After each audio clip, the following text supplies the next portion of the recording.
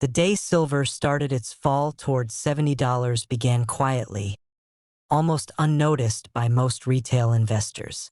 Trading screens opened to normal volumes and calm charts, but behind the scenes, banks and hedge funds had already set their plan in motion. The initial move pushed the price down by 2% within the first few minutes, a small nudge to gauge market reaction, followed by a more aggressive 8% drop over the next half hour that sent shockwaves through retail traders. The critical level of 70.32 acted as a trigger for panic, stopping losses automatically, while many ignored the nearby resistance around 80.45 that had seemed solid just days before. Retail investors holding physical silver coins and bars watched helplessly as the market moved violently, unaware that the selling came largely from paper contracts far exceeding the actual supply. Stop-loss orders cascaded one after another, accelerating the fall, while large institutions quietly collected the ounces being released. By the time panic spread fully, prices had reached their temporary minimum, and confidence was shattered, leaving ordinary investors to wonder how quickly the market had turned. The initial 2% dip had created fear. The 8% surge unleashed chaos. 70.32 marked the retail trigger, and 80.45 stood ignored as the backdrop of a battle that had been quietly planned for weeks. The chaos from the first wave had barely settled when the next move began. Prices bounced slightly, testing the temporary support, but the real plan was still unfolding. A secondary push targeted the maximum points where retail investors had clustered there by orders, forcing a rapid velocity drop that caught many off guard. Within minutes, silver slipped another 3%, triggering a series of stop losses that sent the price cascading even further toward the minimum point. Key levels, including 69.85 and 71.10, acted as invisible lines of pressure, each one designed to extract ounces from panicked holders. Algorithms worked in perfect coordination with human traders, tightening the compression of the market and amplifying every small move.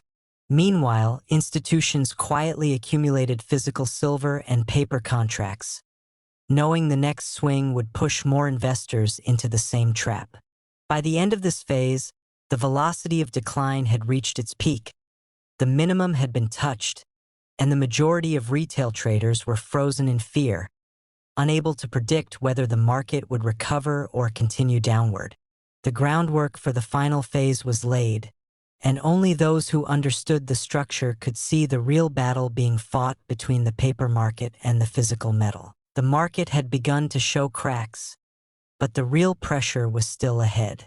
As silver hovered around key levels of 69.50 and 70.10, small rallies were crushed almost instantly, creating a sharp velocity spike that left inexperienced traders reeling.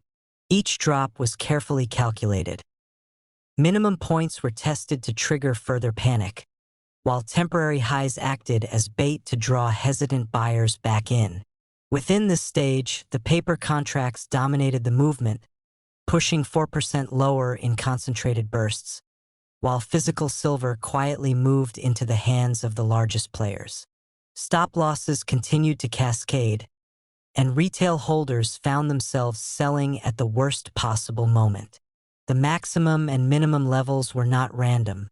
They were part of a structured sweep, designed to extract as many ounces as possible from nervous traders.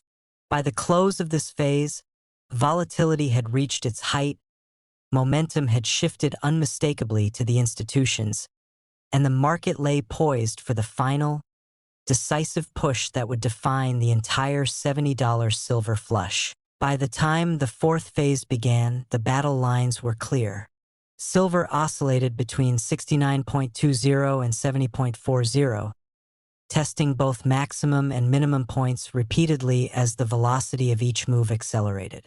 Retail investors, still shaken from earlier waves, were caught in a trap where every small bounce felt like a reprieve but ended in another sharp decline. The paper market continued to dominate, forcing 5% swings within minutes while physical silver quietly changed hands behind the scenes. Stop losses triggered in waves, and hesitation only amplified the selling pressure, sending more ounces into institutional hands. Each key level, from 69.20 at the temporary floor to 70.40 at the baited ceiling, was used strategically, creating a controlled panic that allowed the largest players to accumulate silver at the lowest effective prices.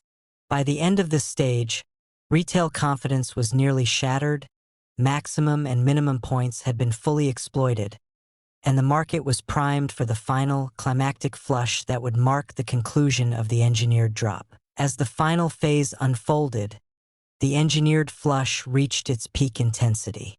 Silver hovered between 68.90 at the minimum and 70.50 at the maximum, each move carefully orchestrated to extract the last ounces from panicked holders.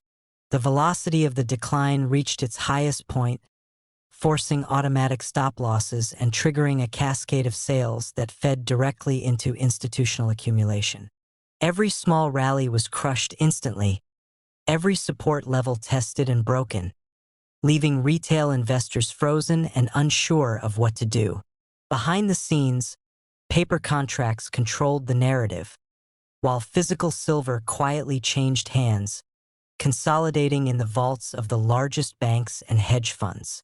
By the close of this engineered event, the majority of ordinary investors had been forced out, maximum and minimum points had been fully exploited, and the market settled into a calm that masked the scale of the transfer that had just occurred.